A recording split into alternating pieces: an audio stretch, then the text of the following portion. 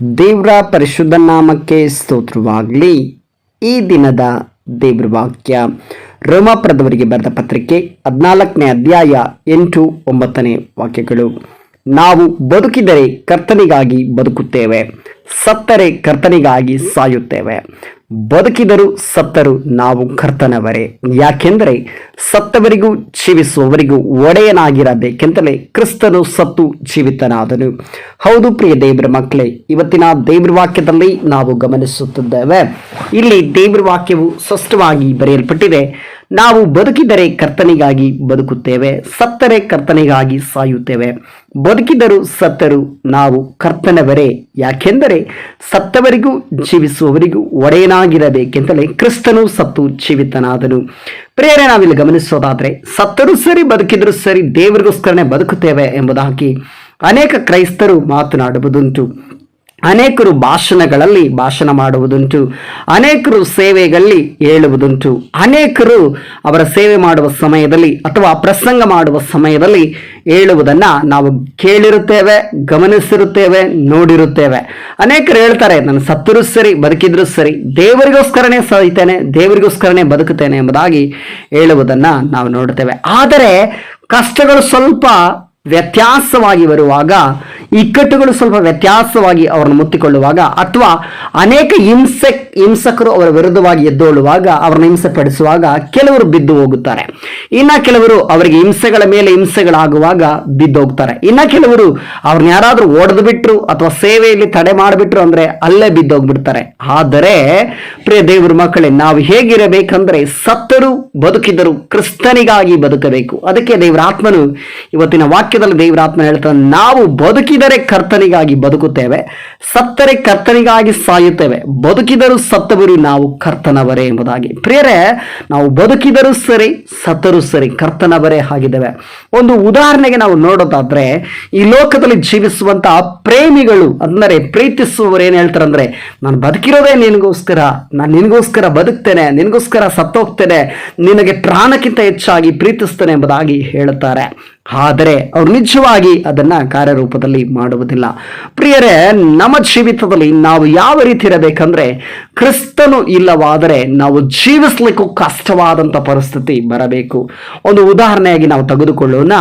ಆಮ್ಲಜನಕ ಇಲ್ಲದೆ ಒಬ್ಬ ಮನುಷ್ಯನು ಉಸಿರಾಡಲಿಕ್ಕೆ ಸಾಧ್ಯವಿಲ್ಲ, ಗಾಳಿ ಇಲ್ಲದೆ ಒಬ್ಬ ಮನುಷ್ಯನು ಜೀವಿಸಲಿಕ್ಕೆ ಸಾಧ್ಯವಿಲ್ಲ, ನೀರಿಲ್ಲದೆ ಒಬ್ಬ ಮನುಷ್ಯನು ಜೀವಿಸಲಿಕ್ಕೆ ಸಾಧ್ಯವಿಲ್ಲ, ಪ್ರಾಣವಿಲ್ಲದೆ ಒಬ್ಬ ಮನುಷ್ಯನು ಜೀವಿಸಲಿಕ್ಕೆ ಸಾಧ್ಯವಿಲ್ಲ, ರಕ್ತವಿಲ್ಲದೆ ಒಬ್ಬ ಮನುಷ್ಯನು ಜೀವಿಸಲಿಕ್ಕೆ ಸಾಧ್ಯವಿಲ್ಲ, ಉಸಿರಿಲ್ಲದೆ ಒಬ್ಬ ಮನುಷ್ಯನು ಜೀವಿಸಲಿಕ್ಕೆ ಸಾಧ್ಯವಿಲ್ಲ. ಹಾಗೆಯೇ ಯೇಸು ಇಲ್ಲದೆ ನಾವು ಬದುಕಲಿಕ್ಕೆ ಸಾಧ್ಯವಿಲ್ಲ ಎನ್ನುವಂಥ ಪರಿಸ್ಥಿತಿಗೆ ನಾವು ಬರಬೇಕು. ಅಷ್ಟರ ಮಟ್ಟಿಗೆ ನಾವು ಯೇಸುವನ್ನ ಪ್ರೀತಿಸಬೇಕು, ಯೇಸುವಿಗಾಗಿ ಜೀವಿಸಬೇಕು. ಕಷ್ಟಗಳು ಬರಬಹುದು, ಹೋರಾಟಗಳು ಬರಬಹುದು, ನಿಂದನೆಗಳು ಬರಬಹುದು, ಅನೇಕ ರೀತಿಯಾದಂಥ ಇಕ್ಕಟ್ಟುಗಳು ಬರಬಹುದು, ಅವಮಾನಗಳು ಬರಬಹುದು, ನಿಂದನೆಗಳು ಬರಬಹುದು, ಅನೇಕರು ನಿಮ್ಮನ್ನು ಹಿಂಸೆ ಪಡಿಸಬಹುದು, ಸೇವೆಯೇ ಇಲ್ಲದಂತ ಪರಿಸ್ಥಿತಿಗಳು ಬರಬಹುದು, ಸೇವೆ ಇಲ್ಲದಂತೆ ಮುಚ್ಚಲ್ಪಡಬಹುದು. ಆದರೂ ಕೂಡ ನೀವು ತಾಳ್ಮೆಯಿಂದ ಇರುವುದನ್ನ ಕಲಿತುಕೊಳ್ಳಬೇಕು. ಯಾಕೆಂದ್ರೆ ದೇವರ ಆತ್ಮನ ಹೇಳ್ತಾನೆ, ನಾವು ಸತ್ತರೂ ಬದುಕಿದರೂ ಕರ್ತನವರೇ.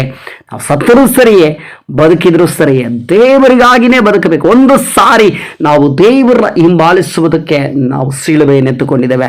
ಆ ಶಿಲುಬೆಯನ್ನು ಯಾವುದೇ ಕಾರಣಕ್ಕೂ, ಯಾವುದೇ ಸಮಯದಲ್ಲೂ, ಯಾವುದೇ ಸಂದರ್ಭದಲ್ಲೂ ನಾವು ಬಿಟ್ಟು ಬಿಡಬಾರದು, ಅದನ್ನ ಇಳಿಸಿ ಬಿಡಬಾರದು. ಆ ಶಿಲುಬೆ ಎಷ್ಟೇ ಭಾರವಾದರೂ ಸರಿ ಅದನ್ನು ಒತ್ತುಕೊಂಡು ನಾವು ಓಟವನ್ನು ಮುಗಿಸುವುದಕ್ಕೆ ಪ್ರಯತ್ನ ಪಡಬೇಕು. ಅದಕ್ಕೋಸ್ಕರವೇ ದೇವರು ಈ ರೀತಿಯಲ್ಲಿ 9ನೇ ವಾಕ್ಯದಲ್ಲಿ, ಯಾಕೆಂದರೆ ಸತ್ತವರಿಗೂ ಜೀವಿಸುವವರಿಗೂ ಒಡೆಯನಾಗಿರಬೇಕೆಂದರೆ ಕ್ರಿಸ್ತನು ಸತ್ತು ಜೀವಿತನಾದನು. ನೋಡ್ರಿ ಪ್ರಿಯರೇ, ದೇವರು ನಮ್ಮೆಲ್ಲರಿಗೂ ನಾಯಕನಾಗಿರಬೇಕೆಂಬುದಾಗಿ, ಆತನು ನಮಗೆ ಒಡೆಯನಾಗಿರಬೇಕೆಂಬುದಾಗಿ, ನಮಗೆ ಎಲ್ಲರಿಗೂ ಒಂದು ಮಾದರಿಯಾಗಿ ಆತನು ಸತ್ತು ಜೀವಿತನಾದ. ಅಂದರೆ ಆತನು ಶಿಲುಬೆಯ ಮರಣದಲ್ಲಿ ಸತ್ತನು, ಆದರೆ 3ನೇ ದಿನದಲ್ಲಿ ಮೃತ್ಯುಂಜಯನಾಗಿ ಎದ್ದನು. ಅಂದರೆ ಮತ್ತೆ ಪುನರುತ್ಥಾನವಾಗಿ ಎದ್ದನು. ಯಾರು? ಯೇಸು ಕ್ರಿಸ್ತನು. ಆ ರೀತಿಯಲ್ಲಿ ಪ್ರಿಯರೇ, ನಾವು ಸತ್ತರೂ ಸರಿ ಬದುಕಿದರೂ ಸರಿ ದೇವರಿಗಾಗಿ ಬದುಕುವ ಮಕ್ಕಳಾಗಿ ಇರಬೇಕು.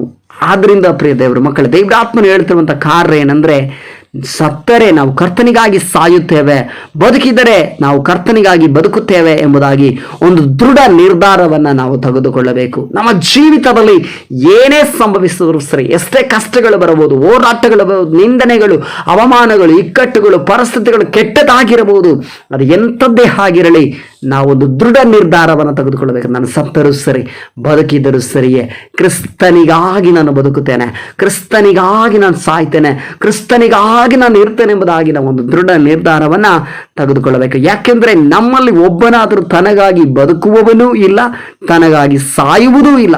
ಯಾರು ಕೂಡ ತನಗೋಸ್ಕರ ಬದುಕೋದು ಇಲ್ಲ, ತನಗೋಸ್ಕರ ಸಾಯೋದು ಕೂಡ ಯಾರೂ ಇಲ್ಲ. ಪ್ರಿಯ ದೇವರ ಮಕ್ಕಳೇ, ನಮಗೋಸ್ಕರ ಈ ಲೋಕದಲ್ಲಿ ಯಾರೂ ಸಾಯಲಿಲ್ಲ. ಆದರೆ ಯೇಸು ಕ್ರಿಸ್ತನು ನನಗೋಸ್ಕರ, ನಿನಗೋಸ್ಕರ ಆತನ ಪ್ರಾಣವನ್ನೇ ತ್ಯಾಗವಾಗಿ ಕೊಟ್ಟಂತ ತ್ಯಾಗಮಯಿ ಆತನನ್ನು ನೆನೆಸಿ ಆತನನ್ನು ನಾವು ಹಿಂಬಾಲಿಸ್ತಾ ಇದ್ದೇವೆ. ಆತನ ಶಿಲುಬೆಯನ್ನು ನಾವು ಹೊತ್ತುಕೊಂಡಿದ್ದೇವೆ. ಆತನ ಜವಾಬ್ದಾರಿಯನ್ನು ನಮ್ಮ ಮೇಲೆ ಇದೆ. ಆ ಒಂದು ಜವಾಬ್ದಾರಿ ಏನಂದರೆ ದೇವರ ಸೇವೆ ಎನ್ನುವಂಥ ಜವಾಬ್ದಾರಿ. ಆ ಒಂದು ಜವಾಬ್ದಾರಿಯ ಪಯಣದಲ್ಲಿ ನಾವು ಬದುಕುವುದಾದರೂ ಸರಿ, ಸಾಯುವುದಾದರೂ ಸರಿ, ದೇವರಿಗಾಗಿ ಬದುಕುತ್ತೇವೆ, ಸತ್ತರೂ ದೇವರಿಗೋಸ್ಕರನೇ ಸಾಯುತ್ತೇವೆ ಎಂಬುದಾಗಿ ದೃಢ ನಿರ್ಧಾರವನ್ನು ತೆಗೆದುಕೊಳ್ಳಬೇಕು. ನೋಡ್ರಿ, ಈ ರೀತಿಯಲ್ಲಿ ನಿರ್ಧಾರ ತೆಗೆದುಕೊಂಡಂಥ ಒಬ್ಬ ದೇವ ಸೇವಕರು, ನಮ್ಮೆಲ್ಲರಿಗೂ ಕೂಡ ಪರಿಚಯ ಇರುವಂಥ ಒಬ್ಬ ದೇವ ಸೇವಕರನ್ನು ನಾನು ಹೇಳ್ತೇನೆ. ಆತನ ಹೆಸರು ಸಂತ ಥಾಮಸ್ ಎಂಬುದಾಗಿ. ಈ ಒಂದು ಥೋಮನು ಏನ್ ಮಾಡಿದ ಅಂದ್ರೆ, ಯೇಸು ಕ್ರಿಸ್ತನನ್ನ ಪರೀಕ್ಷೆ ಮಾಡಿ ನೋಡಬೇಕು, ಆತನನ್ನ ಮುಟ್ಟಿ ನೋಡಬೇಕು, ಆತನು ನಿಜವಾಗಿ ಬದುಕಿ ಬಂದಿದ್ದಾನೆಂಬುದಾಗಿ ಅನುಮಾನ ಪಟ್ಟಂತ ಒಬ್ಬ ಮನುಷ್ಯ. ನಿಜವಾಗಿ ಹೇಳಬೇಕಂದ್ರೆ ಆತನು ಕ್ರಿಸ್ತನಿಗೋಸ್ಕರ ಆ ಒಂದು ದೇಶದಿಂದ ಭಾರತ ದೇಶಕ್ಕೆ, ಮೊದಲನೇದಾಗಿ ಕೇರಳ ರಾಜ್ಯಕ್ಕೆ ಆತನು ಬರುತ್ತಾನೆ. ಕೇರಳ ರಾಜ್ಯದಲ್ಲಿ ಬಂದು ಆತನು ಸೇವೆಯನ್ನ ಮಾಡುತ್ತಾನೆ. ಅಲ್ಲಿಂದ ಹಾಗೆಯೇ ಚೆನ್ನೈ ಪಟ್ಟಣದಲ್ಲಿ ಸೇವೆ ಮಾಡ್ತಾನೆ. ಆವತ್ತಿನ ಕಾಲಗಳಲ್ಲಿ, ಥೋಮ ಸೇವೆ ಮಾಡಿದ ಕಾಲಗಳಲ್ಲಿ ಕರ್ನಾಟಕ, ತಮಿಳುನಾಡು, ಆಂಧ್ರ ಪ್ರದೇಶ, ಕೇರಳ ಎಂಬುದಾಗಿ ವಿಭಾಗವಾಗಿರಲಿಲ್ಲ. 4 ರಾಜ್ಯಗಳು ಒಂದೇ ರಾಜ್ಯವಾಗಿ ಇತ್ತು. ಮೈಸೂರು ಸಂಸ್ಥಾನ ಎಂಬುದಾಗಿ ಆ ಕಾಲದಲ್ಲಿ ಇತ್ತು. ಪ್ರಿಯರೇ, ಆವತ್ತಿನ ಕಾಲದಲ್ಲಿ ನಿಜವಾಗಿ ಹೇಳಬೇಕಾದ್ರೆ ಆತನಿಗೆ ವಿರುದ್ಧವಾಗಿ, ಅಂದರೆ ಥೋಮನಿಗೆ ವಿರುದ್ಧವಾಗಿ ಅನೇಕರು ಎದ್ದರು. ಅನೇಕರು ಅವನನ್ನು ಸಾಯಿಸಬೇಕು, ಅವನನ್ನು ನಿಲ್ಲಿಸಬೇಕು, ಹೇಗಾದರೂ ಸಾಯಿಸಿಬಿಡೋಣ, ಹೇಗಾದರೂ ಇವನ್ನ ಕೊಂದು ಬಿಡಬೇಕೆಂಬುದಾಗಿ ಅನೇಕರು ಎದ್ದರು. ಆದರೆ ಆತನೊಂದು ನಿರ್ಧಾರ ಮಾಡಿದ್ದ, ನಾನು ಸತ್ತರೂ ಸರಿ, ಬದುಕಿದ್ರು ಸರಿ, ದೇವರಿಗಾಗಿ ಬದುಕುತ್ತೇನೆ, ದೇವರಿಗಾಗಿ ಸಾಯ್ತಾನೆ. ಕೊನೆಯವರೆಗೂ, ಆತನ ಜೀವ ಇರೋವರೆಗೂ, ಆತನ ಪ್ರಾಣ ಇರೋವರೆಗೂ, ಆತನ ಉಸಿರಿರೋವರೆಗೂ ದೇವರ ಸೇವೆಯನ್ನು, ಸ್ವಾರ್ಥ ಸೇವೆಯನ್ನು ಮಾಡಿದ. ಆತನು ಒಂದು ವೇಳೆ ಆವತ್ತು ಬಂದು ಸೇವೆ ಮಾಡದೆ ಹೋಗಿದ್ರೆ ಇವತ್ತು ನಾನು ನೀವುಗಳು ಯೇಸುವನ ಕುರಿತಾಗಿ ತಿಳ್ಕೊಳ್ಳಿಕ್ಕೆ ಆಗ್ತಾ ಇರಲಿಲ್ಲ, ಯೇಸುವನ ಕುರಿತಾಗಿ ಅರ್ಥಕೊಳ್ಳಿಕ್ಕೆ ಆಗ್ತಾ ಇರಲಿಲ್ಲ. ಅಂತ ಒಂದು ಸೇವೆ ಮಾಡಿದಂತ, ಒಂದು ಅಡಿಪಾಯ ಹಾಕಿದಂತ ಒಬ್ಬ ವ್ಯಕ್ತಿ ಆತನು ಥೋಮ. ಪ್ರಿಯರೇ, ಆತನ ರೀತಿಯಲ್ಲಿ ನಾವು ಒಂದು ದೃಢ ನಿರ್ಧಾರ ತೆಗೆದುಕೊಳ್ಳಬೇಕು. ನಮ್ಮ ಜೀವಿತದಲ್ಲಿ ಏನೇ ಬರಬಹುದು. ನೋಡ್ರಿ, ಥೋಮನ ಜೀವಿತದಲ್ಲಿ ಅನೇಕರು ಅವನ್ನ ಹಿಂಬಾಲಿಸಿದ್ರು, ಅನೇಕರು ಅವನ್ನ ಸಾಯಿಸುವುದಕ್ಕೆ ಪ್ರಯತ್ನ ಪಟ್ಟರು, ಅನೇಕರು ಅವರನ್ನ ಹಿಂಸೆ ಪಡಿಸಿದ್ರು, ಅನೇಕರು ಅವರನ್ನ ಹೊಡೆದ್ರು. ಕೊನೆಯದಾಗಿ ಅವರು ಪ್ರಾರ್ಥನೆ ಮಾಡುತ್ತಿರುವಂತ ಸಮಯದಲ್ಲಿ ಅವರ ಬೆನ್ನಿಗೆ ಚಾಕುವಿನಿಂದ ತೆಗೆದು ಸಾಯಿಸಿಬಿಟ್ರು. ನೋಡ್ರಿ, ಕೊನೆಯವರೆಗೂ ಆತನು ಯೇಸುವಿಗಾಗಿಯೇ ಜೀವಿಸಿದನು. ಆತನು ದೇವರಿಗೋಸ್ಕರನೇ ಮರಣವನ್ನು ಹೊಂದಿದನು. ಪ್ರಿಯರೇ, ಹೀಗೆ ನಮ್ಮ ಜೀವಿತದಲ್ಲೂ ಕೂಡ ನಾವು ಬದುಕಿದರು ಸತ್ತರು ಕ್ರಿಸ್ತನಿಗಾಗಿ ಎಂಬಂತ ದೃಢ ನಿರ್ಧಾರವನ್ನು ತೆಗೆದುಕೊಳ್ಳೋದಾದ್ರೆ, ನಾವು ನಿಜವಾಗಿ ಹೇಳ್ತೇನೆ, ನಾವು ಬದುಕಿರೋವರೆಗೆ, ಉಸಿರಿರುವವರೆಗೆ, ನಮ್ಮ ಪ್ರಾಣ ಇರುವವರೆಗೆ, ನಮ್ಮ ಜೀವ ಇರುವವರೆಗೆ ಯೇಸುವಿಗಾಗಿ ಬದುಕುತ್ತೇನೆ ಎಂಬುದಾಗಿ ಒಂದು ದೃಢ ನಿರ್ಧಾರವನ್ನು ನೀವು ತೆಗೆದುಕೊಳ್ಳೋದಾದ್ರೆ, ಹಿಂಸೆಗಳನ್ನು ಸಹಿಸಿಕೊಳ್ಳುವುದು ಬಹಳ ಸಹಜ. ಹಿಂಸೆಗಳನ್ನು ಸಹಿಸಿಕೊಳ್ಳೋಕೆ ಬಹಳ ಈಸಿ, ಅದು ತುಂಬಾ ಸುಲಭವಾಗಿಬಿಡ್ತದೆ. ಯಾಕೆಂದ್ರೆ ನಿಮಗೆ ಯೇಸುವನ ಬಿಟ್ಟರೆ ಬೇರೆ ಯಾರು ಕಾಣಿಸೋದಿಲ್ಲ. ನಿಮ್ಮ ಗುರಿ, ನಿಮ್ಮ ದೃಷ್ಟಿಕೋನ ಎಲ್ಲವೂ ಯೇಸುವೆ ಆಗಿರ್ತಾರೆ. ನಿಮ್ಮ ಜೀವಿತದಲ್ಲಿರುವ ಉಸಿರು, ನಿಮ್ಮ ಪ್ರಾಣ, ನಿಮ್ಮ ಆತ್ಮ, ಶರೀರ ಪ್ರತಿಯೊಂದು ದೇವರಿಗಾಗಿ ಸಮರ್ಪಣೆ ಮಾಡಬೇಕು. ನಾವು ಒಂದು ನಿರ್ಧಾರವನ್ನು ತೆಗೆದುಕೊಳ್ಳೋಣ. ಅದು ನಿರ್ಧಾರ ಯಾವುದಂದ್ರೆ, ನಾನು ಸತ್ತರೂ ಸರಿ, ಬದುಕಿದ್ರು ಸರಿ, ಕರ್ತನಿಗಾಗಿ ಬದುಕುತ್ತೇನೆ, ದೇವರಿಗೋಸ್ಕರ ನಾನು ಜೀವನ ಮಾಡ್ತೇನೆ, ಆತನ ಸೇವೆಯನ್ನು ಮಾಡ್ತೇನೆ.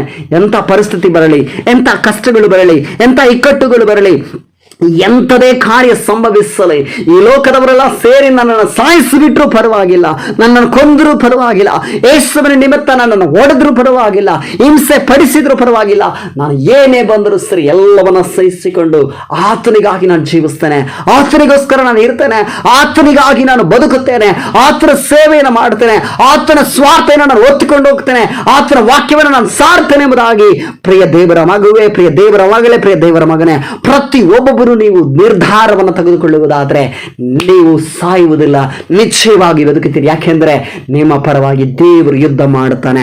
ಅಂತ ದೇವರು ನಮ್ಮ ಒಡೆಯನಾಗಿದ್ದಾನೆ, ಅಂತ ದೇವರು ನಮ್ಮ ರಕ್ಷಕನಾಗಿದ್ದಾನೆ, ಅಂತ ದೇವರು ನಮಗೆ ಆಧಾರವಾಗಿದ್ದಾನೆ. ಆದ್ದರಿಂದ ಪ್ರಿಯರೇ, ಇವತ್ತಿನಿಂದ ಇಷ್ಟು ದಿವಸ ನಾವು ಹೇಗೆ ಜೀವಿಸುವುದು ಅದು ಬೇಡ. ಇಷ್ಟು ದಿವಸ ನಾವು ಏನೋ ತಾನೆ ಅಂತ ಹೇಳಿ ಜೀವಿಸಿರಬಹುದು, ಇಷ್ಟು ದಿವಸ ನಾವು ಬೇಡವಾದ ರೀತಿಯಲ್ಲಿ ನಾವು ಜೀವಿಸಿರಬಹುದು, ಇಷ್ಟು ದಿವಸ ಏನೋ ತಾನೆ ಎಂಬುದಾಗಿ ನಮಗೆ ಬೇಕಾದ ರೀತಿಯಲ್ಲಿ ನಾವು ಜೀವಿಸಿರಬಹುದು. ಆದರೆ ಇವತ್ತು ಒಂದು ನಿರ್ಧಾರ, ಒಂದು ದೃಢ ನಿರ್ಧಾರವನ್ನು ತೆಗೆದುಕೊಳ್ಳೋಣ. ನಾನು ಬದುಕಿದರೂ ಸತ್ತರು ಕ್ರಿಸ್ತನಿಗಾಗಿ ಸಾಯುತ್ತೇನೆ, ನಾನು ಬದುಕಿದರೆ ಕ್ರಿಸ್ತನಿಗಾಗಿ ಬದುಕುತ್ತೇನೆ ಎಂಬುದಾಗಿ ನಿರ್ಧಾರವನ್ನು ತೆಗೆದುಕೊಂಡು ಆ ನಿರ್ಧಾರದ ಮೇಲೆಗೆ ನಾವು ನಿಂತುಕೊಂಡು ಆ ನಿರ್ಧಾರದ ಮೇಲೆ ನಾವು ಓಡೋಣ. ಆ ನಿರ್ಧಾರವನ್ನೇ ನಾವು ಗುರಿಯಾಗಿ ಇಟ್ಟುಕೊಂಡು ಆ ಒಂದು ಯೇಸು ಕ್ರಿಸ್ತನು ಬಿಟ್ಟು ಹೋದಂತಹ ಸೇವೆಯನ್ನ, ಆತನು ಮಾಡಿದಂತ ಆ ಒಂದು ಭಾರವನ್ನ, ಆತನು ಹೊತ್ತುಕೊಂಡಂತ ಆ ಶಿಲುಬೆಯನ್ನ ನಾವು ಕೂಡ ಹೊರುವುದಕ್ಕೆ ಸಿದ್ಧರಾಗಿರೋಣ. ಪ್ರಿಯರೇ, ಈ ಒಂದು ವಾಕ್ಯದೊಟ್ಟಿಗೆ ದೇವರು ನಿಮ್ಮೆಲ್ಲರನ್ನು ಕೂಡ ಆಶೀರ್ವಾದ ಮಾಡಲಿ. ಯೇಸು ಕ್ರಿಸ್ತನ ನಾಮದಲ್ಲಿ ಪ್ರಾರ್ಥಿಸೋಣ. ಸರ್ವಶಕ್ತನಾದ ದೇವರೇ, ಯೇಸು ಕ್ರಿಸ್ತನ ನಾಮದಲ್ಲಿ ಇವತ್ತಿನ ದಿನಕ್ಕಾಗಿ ಸ್ತೋತ್ರಪ್ಪ. ಈ ಒಂದು ದಿನದಲ್ಲಿ ಸ್ವಾಮಿ, ನಿನ್ನ ವಾಕ್ಯವನ್ನು ಕೇಳುತ್ತಿರುವಂತ ನಿನ್ನ ಮುದ್ದು ಮಕ್ಕಳನ್ನ ಆಶೀರ್ವಾದ ಮಾಡ್ರಿ. ಈ ವಾಕ್ಯವನ್ನು ಕೇಳುವಂತ ಪ್ರತಿ ಒಬ್ಬೊಬ್ಬರನ್ನ ಆಶೀರ್ವಾದ ಮಾಡ್ರಿ ಸ್ವಾಮಿ. ಹೌದು ದೇವರೇ, ನಾವು ಬದುಕಿದರೆ ಕರ್ತನಿಗಾಗಿ ಬದುಕುತ್ತೇವೆ, ಸತ್ತರೆ ಕರ್ತನಿಗಾಗಿ ಸಾಯುತ್ತೇವೆ. ಬದುಕಿದರೂ ಸತ್ತರೂ ನಾವು ಕರ್ತನವರೇ. ಯಾಕೆಂದರೆ ಸತ್ತವರಿಗೂ ಜೀವಿಸುವವರಿಗೂ ಒಡೆಯನಾಗಿರಬೇಕೆಂದರೆ ಕ್ರಿಸ್ತನು ಸತ್ತು ಜೀವಿತನಾದನೆಂಬ ವಾಕ್ಯಗಳ ಮುಖಾಂತರ ನಮ್ಮೊಟ್ಟಿಗೆ ಮಾತನಾಡಿ ನಮ್ಮನ್ನು ಎಚ್ಚರ ಪಡಿಸಿ, ನಮ್ಮನ್ನ ಸ್ವಾಮಿ ಉತ್ತೇಜನ ಪಡಿಸಿ, ಈ ಒಂದು ವಾಕ್ಯದ ಮುಖಾಂತರ ನಮ್ಮನ್ನ ಮತ್ತೊಂದು ಸಾರಿ ದೇವರೇ ನಿಮ್ಮ ಪ್ರೀತಿಗೆ ಸೆಳೆಕೊಂಡದ್ದಕ್ಕಾಗಿ, ನಿಮ್ಮ ಸೇವೆಗೆ ನಮ್ಮನ್ನ ಮತ್ತೊಂದು ಸಾರಿ ಎಚ್ಚರ ಪಡಿಸಿದ್ದಕ್ಕಾಗಿ ನಾವು ಒಂದು ದೃಢ ನಿರ್ಧಾರವನ್ನು ತೆಗೆದುಕೊಳ್ಳಬೇಕು. ಆ ದೃಢ ನಿರ್ಧಾರವು ಸತ್ತರು ಬದುಕಿದರೂ ಕ್ರಿಸ್ತನಿಗಾಗಿ ನಾವು ಬದುಕುತ್ತೇವೆ, ಕ್ರಿಸ್ತನಿಗಾಗಿ ಸಾಯುತ್ತೇವೆ ಎಂಬ ನಿರ್ಧಾರದಲ್ಲಿ ನಾವು ನಿಂತುಕೊಳ್ಳಬೇಕೆಂಬುದಾಗಿ ಸ್ವಾಮಿ ಒಂದು ವಾಕ್ಯದ ಮುಖಾಂತರ ನನ್ನೊಟ್ಟಿಗೆ ಕರ್ತನೆ ವಿಶೇಷವಾಗಿ ಸ್ವಾಮಿ ವಾಕ್ಯ ಕೇಳುತ್ತಿರುವಂತಹ ಪ್ರತಿಯೊಬ್ಬರೊಟ್ಟಿಗೆ ನೀನು ಮಾತನಾಡಿದ ದೈವಿಕ ಕೃಪೆಗಾಗಿ ಸ್ತೋತ್ರ ಮಹಿಮೆಯನ್ನು ಸಲ್ಲಿಸ್ತೇನೆ ಸ್ವಾಮಿ. ಅಪ್ಪ, ವಾಕ್ಯವನ್ನು ಕೇಳುವ ಒಬ್ಬೊಬ್ಬರನ್ನ ಆಶೀರ್ವಾದ ಮಾಡ್ರಿ, ಪ್ರತಿ ಒಬ್ಬೊಬ್ಬರನ್ನ ಹೆಸರಿಡುವ ಆಶೀರ್ವಾದ ಮಾಡ್ರಿ. ಈ ವಾಕ್ಯವನ್ನು ಕೇಳಿದ ಮೇಲೆ ಪ್ರತಿಯೊಬ್ಬರು ಸ್ವಾಮಿ ತಮ್ಮ ಜೀವಿತದಲ್ಲಿ ಒಂದು ದೃಢ ನಿರ್ಧಾರವನ್ನು ತೆಗೆದುಕೊಳ್ಳಲಿ ಯೇಸು ಕ್ರಿಸ್ತನ ನಾಮದಲ್ಲಿ. ಆ ನಿರ್ಧಾರದಲ್ಲಿ ಎಲ್ಲರೂ ನಿಲ್ಲಲಿ ಸ್ವಾಮಿ. ಅಪ್ಪ, ಅದಕ್ಕೆ ಸಹಾಯ ಮಾಡ್ರಿ, ಕೃಪೆ ಮಾಡ್ರಿ. ಎಲ್ಲ ಸ್ತುತಿಯು ಘನವು ಮಾನ ಮಹಿಮೆಯು ನಿನ್ನೊಬ್ಬರಿಗೆ ಸಲ್ಲಿಸುತ್ತಾ ಯೇಸು ಕ್ರಿಸ್ತನ ಅಧಿಕಾರವುಳ್ಳ ನಾಮದಲ್ಲಿ ಪ್ರಾರ್ಥಿಸುವ ತಂದೆಯಾದ ದೇವರೇ, ಆಮೆನ್, ಆಮೆನ್, ಆಮೆನ್. ದೇವರು ನಿಮ್ಮನ್ನು ಆಶೀರ್ವದಿಸಲಿ.